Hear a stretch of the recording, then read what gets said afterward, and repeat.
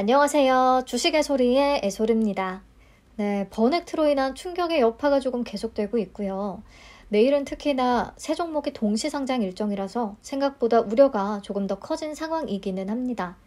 AELT와 파로사이바이오, 유안타 제14호 스펙, 상장일 체크포인트들 빠르게 짚어보도록 할게요. 먼저 AELT인데요. 공모가는 25,000원, 미래에셋증권에서 배정을 받았습니다. 우리 사주조합에는 배정된 내역이 없었고 기관 투자자 미납도 없었어요.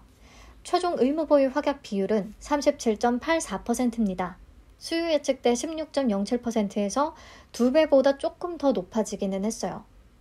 3개월 비중이 가장 높고 그 다음에 6개월 비중이 높습니다. 적용을 해서 유통가능 물량을 계산하면 362만 455주로 감소하고요. 상장 예정 주식 총수의 42.65%에 해당하는 물량이에요. 여전히 유통 물량이 많습니다. 금액으로 계산을 하면 약 905억 원 정도, 무겁기까지 해요. 요즘 같은 분위기에서는 특히나 더 무겁다고 느껴질 수가 있는 거죠. 자, 상장일에 매각 가능한 주체별로 비중을 보면 기존 주주가 82.20%로 월등히 높고요. 그 다음 국내 기관, 그 다음 일반 청약자 순서예요. 기존 주주의 비중이 매우 높기 때문에 이들이 가장 중요하겠는데요. AELT의 기존 주주는 누구인가? 투자 설명서에 뭉뚱그려서 기재가 되어 있지만 우선 장외에서 거래한 기존 주주들이 굉장히 많습니다. 특히나 차트를 봤을 때 25,000원 아래에서 거래한 주주가 많아요. 그래서 이들은 진짜 상장일만 벼르고 있을 거라는 생각이 들거든요. 그래서 장외에서 거래한 기존 주주들이 좀 큰 리스크 요인이 될 수가 있겠습니다. 그리고 기관 투자자들도 분명히 있을 텐데 제3자 배정 유상증자 발행가액을 살펴보면 1,000원, 6,000원, 그리고 전환사채의 전환가격은 8,500원 이렇더라고요. 공모가가 25,000원이니까 이미 거의 3배의 수익 구간에 들어가 있다고 볼 수가 있습니다. 최소 3배. 그래서 기존 주주들의 매도 가능성은 전체적으로 매우 높다. 그리고 우리가 필에너지를 겪으면서 하나 배운 게 있었죠. 미전환, 미상환 전환사채가 있는 경우 굉장히 큰 리스크를 안고 간다는 거. 상장 당일에 바로 전환권을 행사해 버렸었잖아요. AELT도 보시면 미상환 전환사채가 40억 원 규모가 존재합니다. 한국산업은행 대상이고요. 전환가액이 8,500원, 전환가능 주식수는 47만 588주, 상장 예정 주식 총수의 5.3% 정도에 해당하는 물량이에요. 아무튼 이 부분이 상장일에 단타 수급이 달라붙는 데에 있어서 조금 망설이게 만들 수 있는 요인이 될 수도 있을 것 같습니다. 네, 그러면 최종적인 조건만 놓고 봤을 때 확약 비율이 꽤 높기는 하지만 유통 물량이 여전히 매우 많고 또 기존 주주의 비중이 특히나 높은데 그들은 공모가 기준 이미 수익 구간에 접해 있는 주주들이 워낙 많아서 이게 좀 리스크다. 유통가능 금액이 약 905억 원, 시가총액은 2,122억 원. 좀 무겁다는 게 단점이 또 되겠습니다. 예전 같은 수급이라면 크게 신경 쓸 정도는 아니라고 볼 수가 있거든요. 근데 지금은 상장일의 수급이 워낙에 약하니까요. 특히나 또 2차 전지 수급 쏠림 현상 때문에 공모주의 상장의 성과도 부정적인 영향을 피해갈 수는 없는 상황으로 보이긴 하고요. 특히 또 적자 기업이라서 이미 공모가가 사실상 고평가인데 거기에다가 밴드 상단까지 초과해버려서 확정 공모가가 결정된 공모주들 상장일의 성적이 처참합니다. 오늘 버넥트가 고가 기준 55%밖에 못 가졌고 지금 공모가 밑으로 떨어진 상태예요. 그래서 이제 기대치는 정말 낮춰서 아주 보수적으로 좀 잡고 들어가야 될 것 같고요. AELT는 이들에 비해서 앞에서도 얘기를 했듯이 무겁기 때문에 조금 더 핸디캡을 안고 간다 이렇게 볼 수가 있겠습니다. 네. 근데 그래도요, 이 친구들과 조금 다른 차별화되는 점이라고 하면 AELT는 순이익이 발생하고 있는 기업이라는 거죠. 22년에는 법인세 이익이 잡히면서 유독 순이익이 좀 급증하기는 했지만 그걸 제외하더라도 영업이익률이 꽤 괜찮은 수준입니다. 순이익도 계속해서 시현하고 있고요. 그래서 적자에 공모가 밴드가 상단을 초과했던 기업들 대비해서는 그래도 실적이 뒷받침이 되기 때문에 어느 정도 하방은 지지해 주지 않을까. 네, 그랬으면 좋겠습니다. 네, 근데 또 조금 걸리는 부분은 사업 모델이 가장 유사했던 두산 테스나와 비교했을 때 AELT의 퍼가 더 높았다는 부분이기는 하죠. 근데 저는 그래도 두산 테스나보다는 최근에 상장한 반도체 테스트 관련주들의 펄을 좀 참고를 해보자 라고 얘기를 했었어요. 그래서 이번에도 23년 예상 순이익에 제가 언급한 반도체주들의 평균 펄을 적용해서 주당 평가가액을 계산을 해봤습니다. 52,130원이 나왔고요. 공모가 25,000원 대비해서는 플러스 108% 수준이었어요. 자, 근데 요즘 분위기가 이렇게 미래 기대치를 얄짤없이 적용을 잘 안 해주는 분위기잖아요. 그래서 그냥 22년의 법인세 차감 전 순이익, 왜냐면 법인세 이익 때문에 순이익이 높게 잡힌 감이 있으니까 그것까지도 좀 조정을 한 법인세 차감 전 순이익 108억 원에 퍼 30.11배를 적용을 해서 주당 평가가액을 산출해 봤습니다. 그러면 38,300원, 공모가 대비해서 플러스 53% 수준. 그래서 조금 보수적으로는 40%에서 한 50% 정도.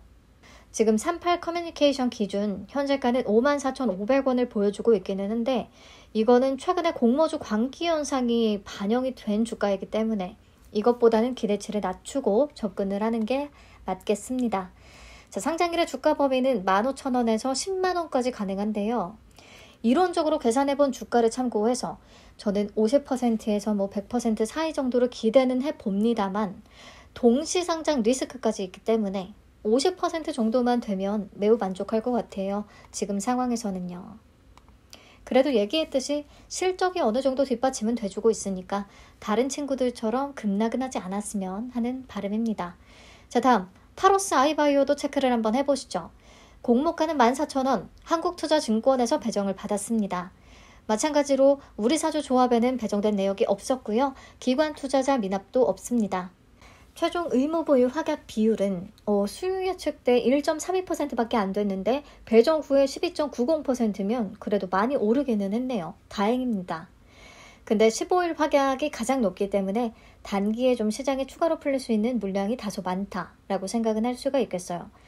자, 아무튼 적용을 해서 유통가능 물량을 계산을 하면 423만 1141주, 31.75%에 해당하는 물량이고요. ALT에 비해서는 유통 물량이 많지는 않습니다. 근데 적은 물량은 또 아니고요.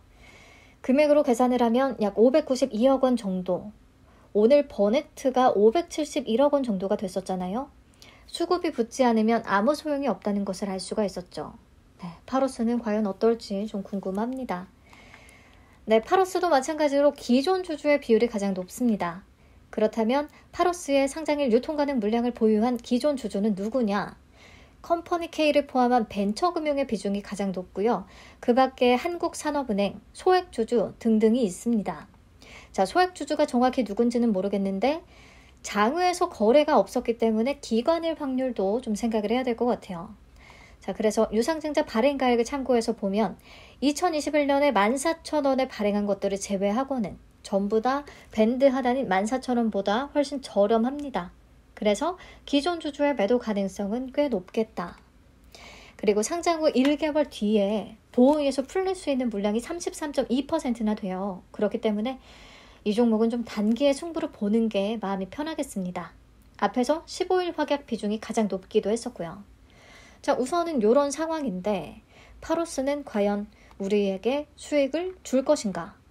조금 기대가 되는 부분이라고 하면 AI 신약 개발이라는 섹터가 반짝하고 죽을 정도의 힘이 약한 섹터는 아닌 것 같아요. 저 앞으로 관심을 가져봐야 되는 분야는 맞습니다. 자, 우리가 청약을 할 때 엔비디아가 AI 신약 개발사인 리커전 파마슈티컬스에 투자했다는 소식이 전해졌었죠. 리커전은 그때 폭등한 뒤에도 지금도 막 가격이 무너지지 않고 잘 지켜주고 있고요.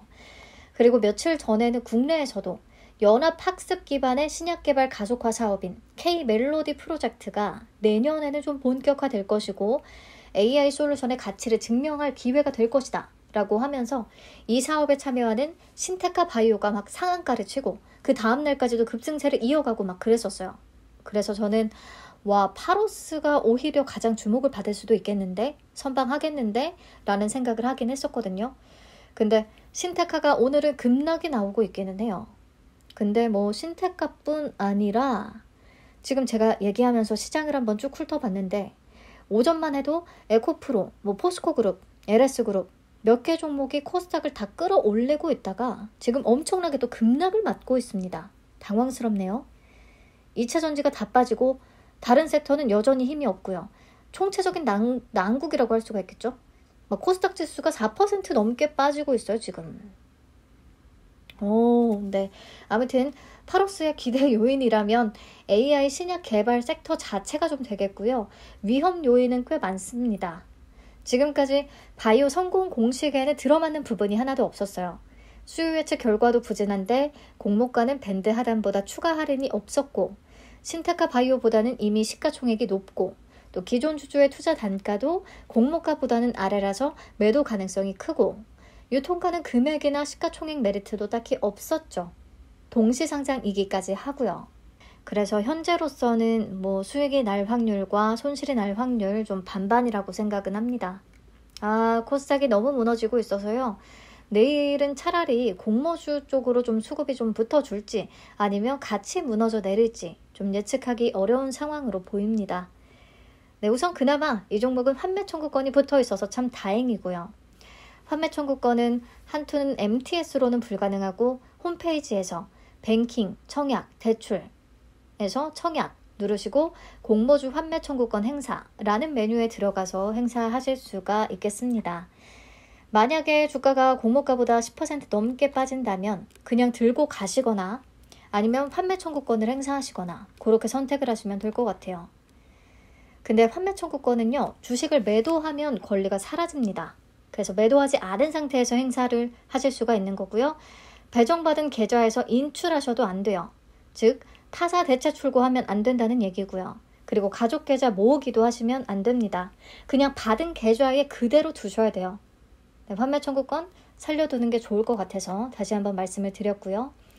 마지막으로 유안타 제14호 스펙 보겠습니다. 공모가는 2,000원이었어요. 발기인이 플렉스톤 인베스트먼트와 하이투자증권, 리딩투자증권, 중동파이낸스가 있는데요. 이 중에서 최대 주주인 플렉스톤 인베스트먼트는 조금 생소하기는 하더라고요.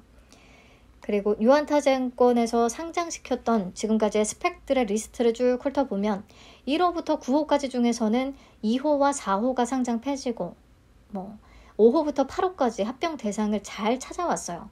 그렇다 보니까 유안타가 좀 급발진, 갑자기 9호부터 막 14호까지 계속 찍어냅니다. 단기간에. 그래서 9호, 10호, 12호, 13호, 14호 아직까지는 좀 합병 대상을 찾아야 되는 스펙들이 굉장히 많다라는 거 확인을 하시면 되겠고요. 이러나 저러나 중요한 건 최근에 상장한 스펙들이 또 광기를 보여줬었다는 거죠. 교보 14호, DB 11호, SK증권 제9호까지 모두 고가 기준 200% 넘게 올랐었어요. 주가가 상장 이래 공모가의 3배 이상, 6,000원 이상까지 뛰었었다는 거죠. 그래서 차라리 지금 공모주의 상장의 성적이 워낙에 불안정하니까 내일도 유안타 스펙 쪽으로 수급이 오히려 붙는 게 아닐까라는 생각이 들기도 하는데 패스한 제 입장에서는 정말 눈물이 날 것 같네요. 자, 조건만 딱 놓고 3개 종목 비교해서 한번 정리해 본 표니까 참고를 해서 보시면 될 것 같고요.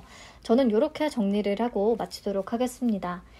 ALT는 현재로서 실적이 가장 안전적인 회사고 셋 중에서 수요 예측이 가장 좋기는 했는데 이 중에 덩치가 가장 큽니다. 유통 물량도 많고 그래서 그게 기대치를 좀 낮추는 요인이 될 수가 있겠고 파로스는 AI 신약 개발이라는 섹터 자체가 좀 매력적이고 그나마 다른 종목들에 비해서 공모가가 하단에 결정이 됐기 때문에 조금 그나마 좀 저렴하다고 받아들일 수 있다라는 부분이 존재하지만 수요 예측은 결과가 안 좋았고 적자 기업이고 규모 메리트가 딱히 없습니다.